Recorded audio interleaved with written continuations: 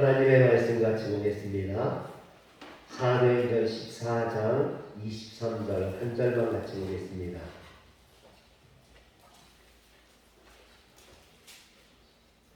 사도행전 14장 23절입니다.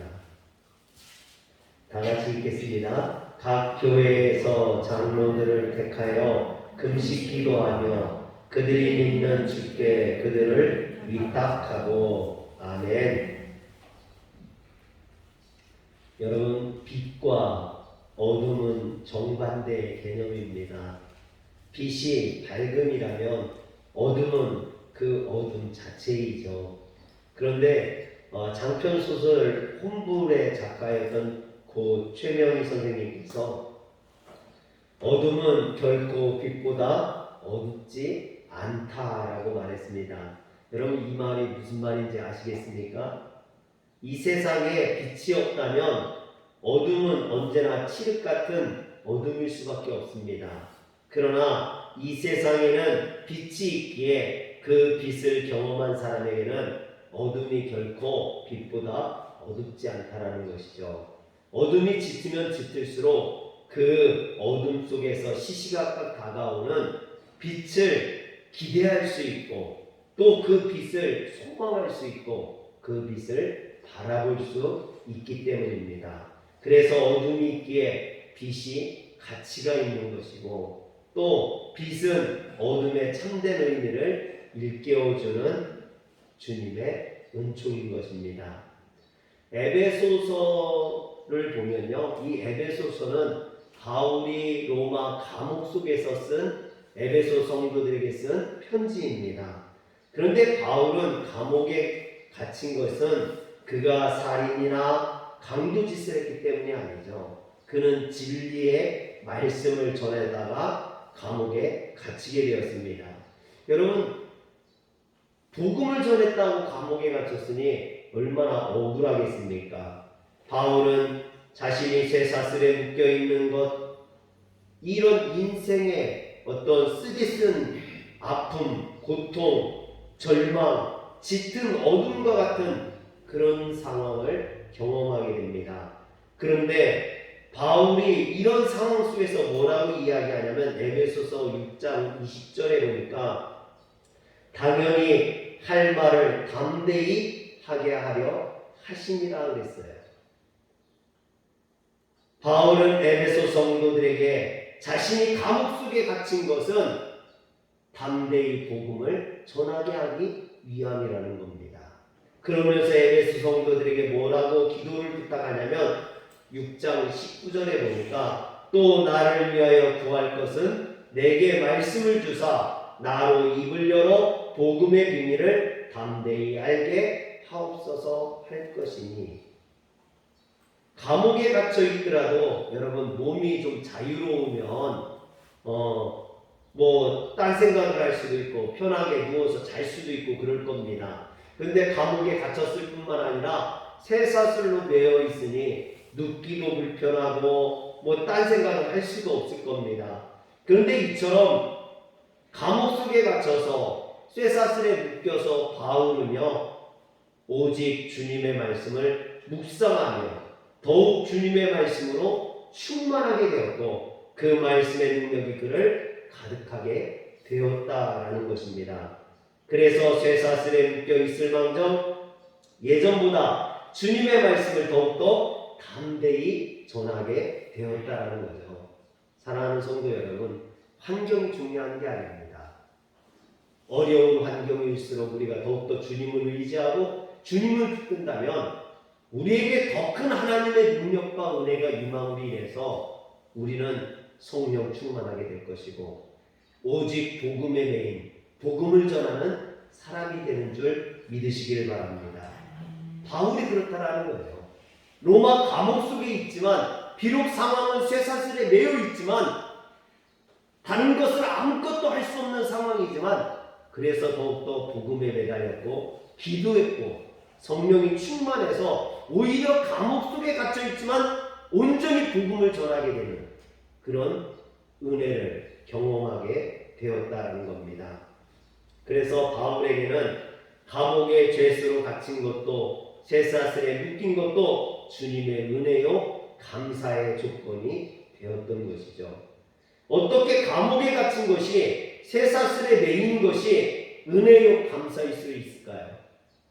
그것은 그가 빛이신 예수님을 만났던 사람이요 그 주님께서 자신과 함께 계심을 온전히 믿었기 때문입니다.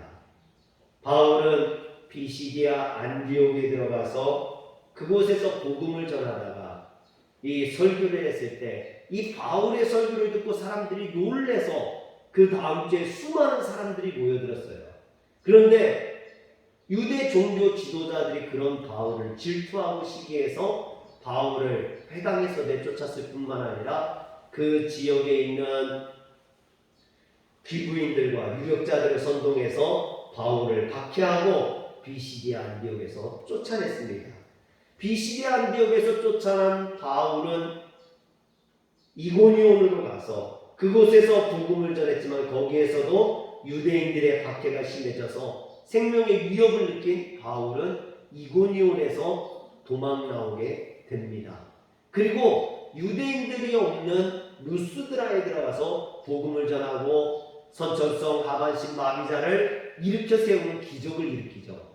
거기에서 복음의 열매를 거둘 때쯤 그 비시디아 안디옥과 이고니온에서 온 유대인들에 의해서 모함당하게 되고 교묘한 말로 루스드라 사람들을 충동질해서 바울을 돌로 쳐 죽이게 됩니다. 그리고 그 바울을 끌어다가 성 밖에다가 버리게 되죠. 여러분, 바울이 돌에 맞아 죽을 뻔했다라는 거예요. 그런데 그런 죽음의 상황에서도 바울은 일어나서 또다시 더베로 들어가서 복음을 전하였고 이후에도 바울은 온전히 복음을 전하는 사람이 되었습니다. 바울의 인생에 더 이상 위험이 없었느냐? 죽음의 위험이 없었느냐? 그게 아니에요. 바울이 복음을 전할 때마다 위협을 받고 죽음의 위기와 환난을 당했습니다. 그러나 바울은 빛이신 그 예수님을 만났기에 흔들리지 아니할 수 있었고 넘어지지 아니했던 겁니다. 사랑하는 성도 여러분, 여러분들이 주님을 믿는다면 어떠한 어려움이 오거나 어떠한 환경에서도 흔들리거나 넘어지지 마시길 바랍니다.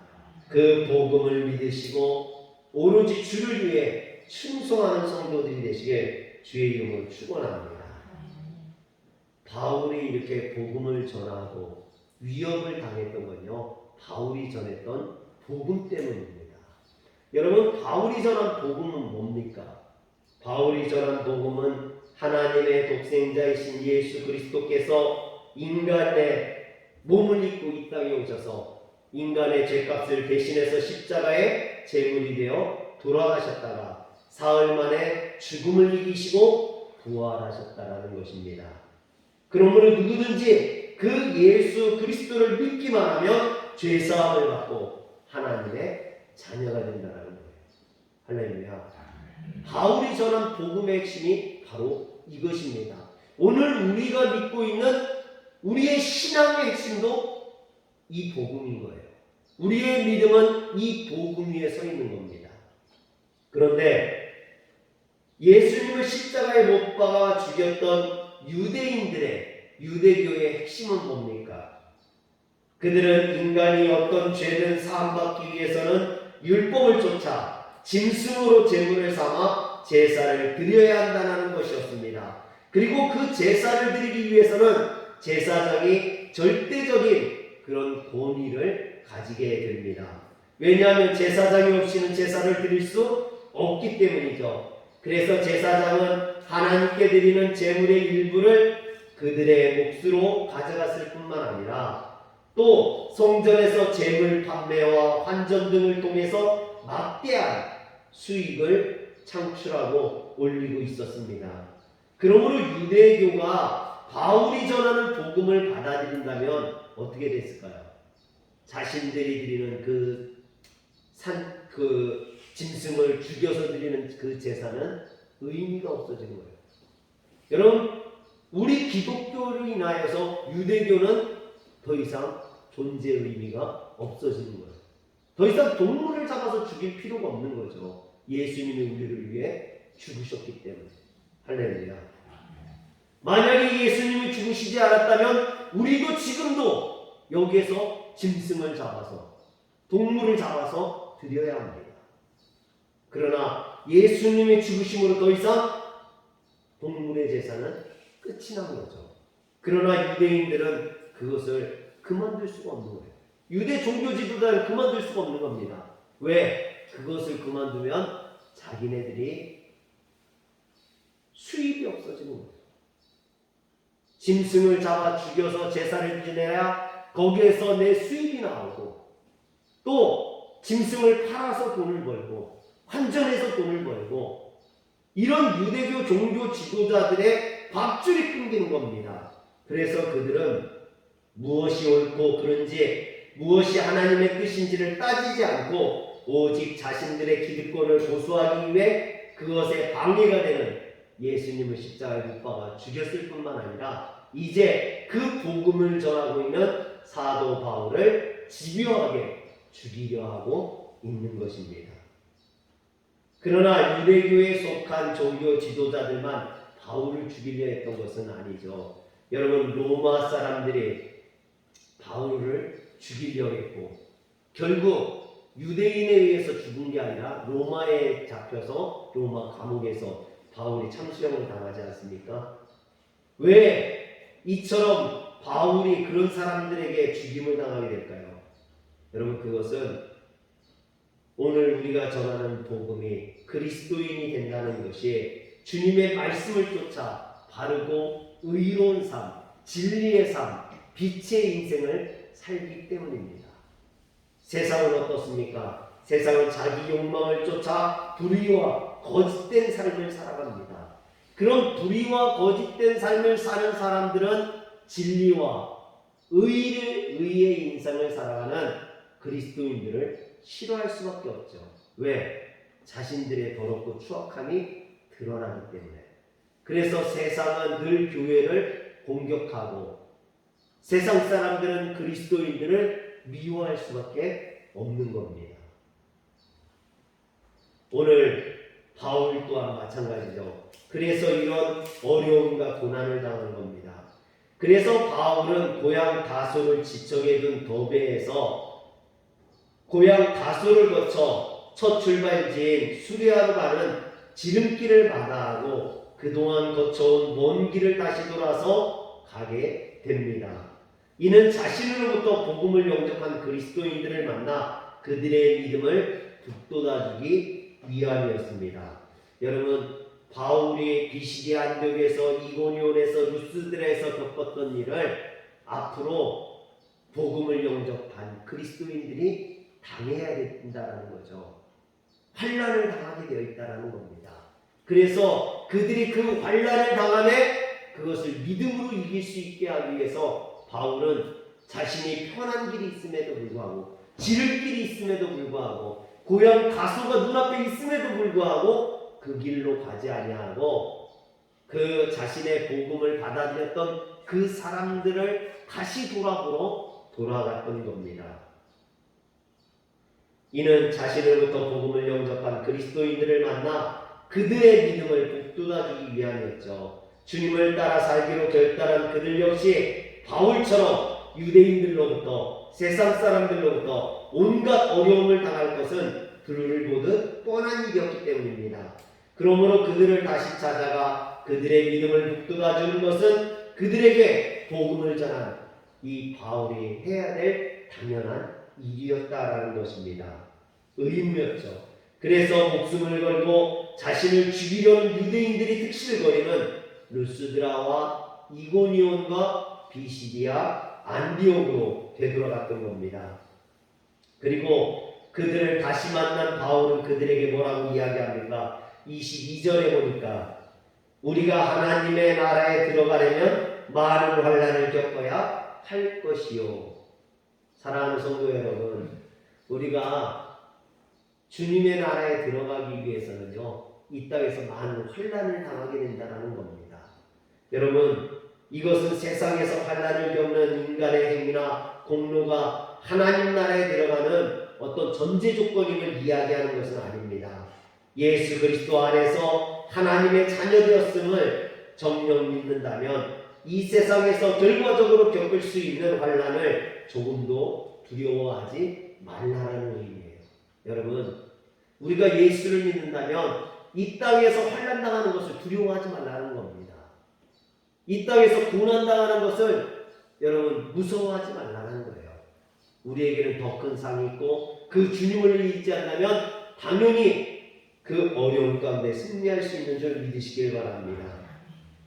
그런데 만약 바울의 말이 여기서 끝났다면 예수 믿으며 환난을 당하니 너희들 능력이나 의지로 그 환난을 극복해라 이런 말이 되어버리고 말겠죠. 그러나 바울은 그 이후에 23절에 보니까 각 교회에서 장로들을 택하여 그랬어요. 오늘 말씀에 보면 루스드라와 이고니온, 비시디아, 안디옥을 차례로 찾아간 바울은 가는 곳마다 교회들 가운데서 장로들을 택하여서 세웠던 것입니다.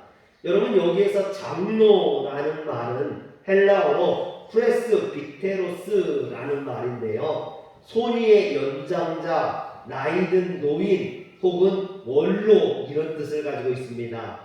유대교에도 장로가 있었거든요. 유대교에서 장로는요, 최고 의결기구였던 사내들인 공의의 회원을 장로라고 불렀습니다. 사도행전에서 이 장로라는 말이요, 처음 나온 게 사도행전 11장에 나와요. 로마 황제 글라우디오 때에 팔레스타인 지역에 대흉년이 들습니다. 그래서 예루살렘과 그 인근에 있는 그리스도인들이 어려움을 당하게 돼요. 그런데 그 소식을 듣고 수리아 안디옥의 성도들이 구제 헌금을 모아서 그 구제 헌금을 누구에게 보내냐면 사도행전 11장 30절에 보니까 바나바와 사울의 손으로 장로들에게 보내니라 그랬어요. 여기서 바나바와 사울, 이 사울이 바울이죠. 바울이고 그 손으로 장로들에게 보냈다. 여러분, 그 헌금을 가지고 가는 사람은 바나바와 바울인 거고요. 그것을 받은 사람은 예루살렘에 있는 장로들이었다라는 거죠. 그런데 여기에서 이 장로들이 어떤 일을 하는지, 어떤 역할을 감당했는지 이런 것들이 나와 있지 않아요. 그래서 사도행전 11장에 나온 이 장로라는 말을 통해서는 장로님들이 교회에서 무엇을 하는지 잘 모릅니다. 그런데 두 번째로 장로라는 말이 사도행전에서 어디에 등장하냐면 바로 오늘 말씀에 등장해요.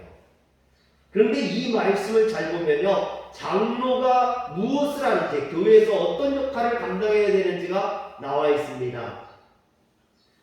가는 곳마다 장로들을 택한 바울은 그들과 함께 무엇을 했냐면 오늘 말씀 23절에 보니까 각 교회에서 장로들을 택하여 금식 기도하며 그들이 믿는 주께 그들을 위탁하고 그랬습니다. 바울이 그들을 장로로 세웠지만 그들이 세상에서 혼란당하게 될 때 그 장로들을 위해서, 성도들을 위해서, 교회를 위해서 바울이 해줄 수 있는 건 아무것도 없었어요. 그래서 그들을 위해서 뭘 했다고요? 금식 기도를 했다고. 그런데 금식 기도를 혼자만 한 게 아니에요. 자기만 한 게 아니에요. 장로들과 더불어서 했다라는 거예요.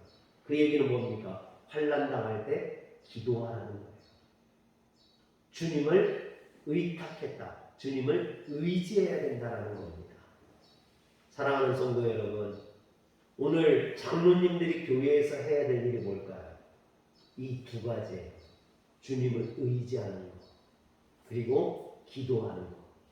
여러분, 장로로 세워졌으니 내 힘으로, 내 마음대로 교회 군림하고 교회를 좌지우지하고 그런 게 아니에요. 오늘 교회의 장로로 세워진 것은요, 기도하는 보물분이라는 겁니다. 주님을 의지하는 보물분이라는 겁니다.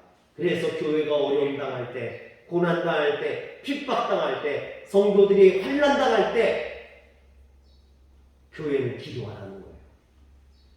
할렐루야.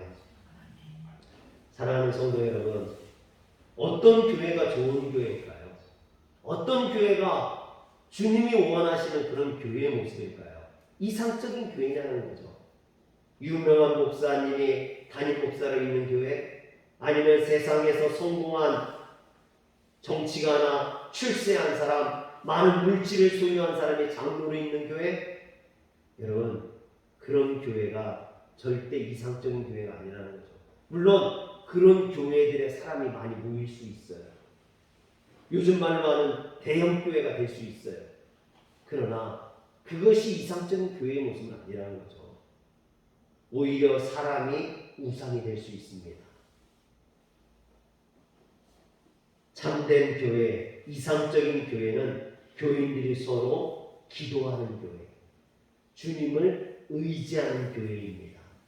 오직 환난을 이기고 부활하신 주님만이 우리의 영원한 힘이시며 능력이시며 소망이신 것을 깨닫고 그것을 증명할 수 있는, 그래서 예수님이 본을 보였던 것처럼, 바울이 본을 보였던 것처럼 오늘 교회의 장로님들을 세운 이유는요, 그 장로님들이 교회에 본을 보여야 된다는 거예요.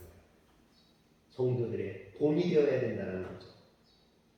여러분 찬송가 중에 585장에 내주는 강한 성이요라는 찬양이 있습니다. 한번 우리 같이 1절과 2절을 한번 해볼까요? 내주는 강한 성이요. 찬송가 585장입니다.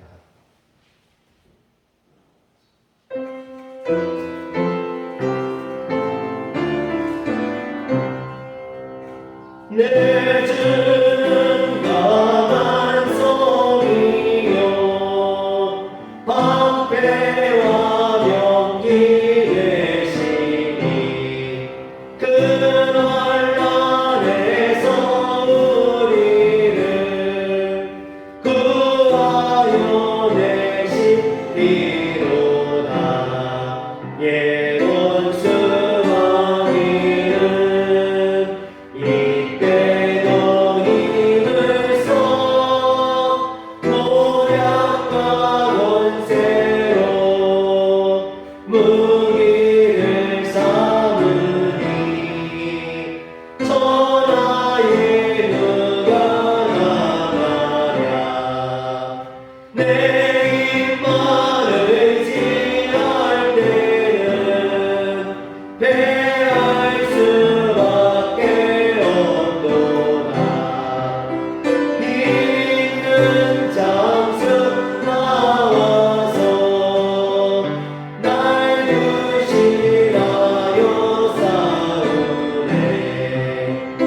이 장수 누군가 주 예수 그리스도 만군의 주로다. 당할 자 누구랴 반드시 이기리로다.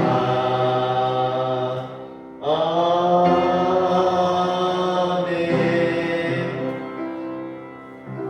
여러분 여기 보면 예돈수 마귀는 이때도 힘을써 모략과 권세로 무기를 삼으니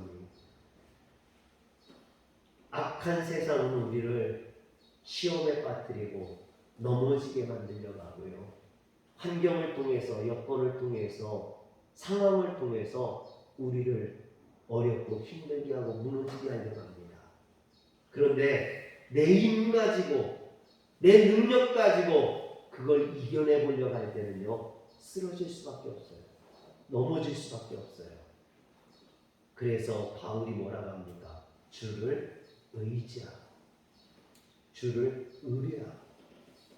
여러분, 주님을 의지하고 기도하는 것, 그것이 교회 장로님들에게 주어진 사명이고 오늘 우리에게 주어진 사명입니다.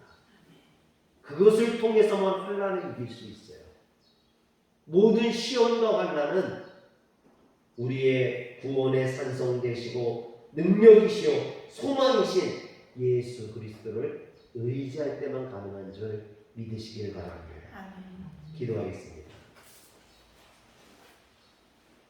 전능하신 하나님, 우리를 복음 가운데 인도해 주시니 감사합니다.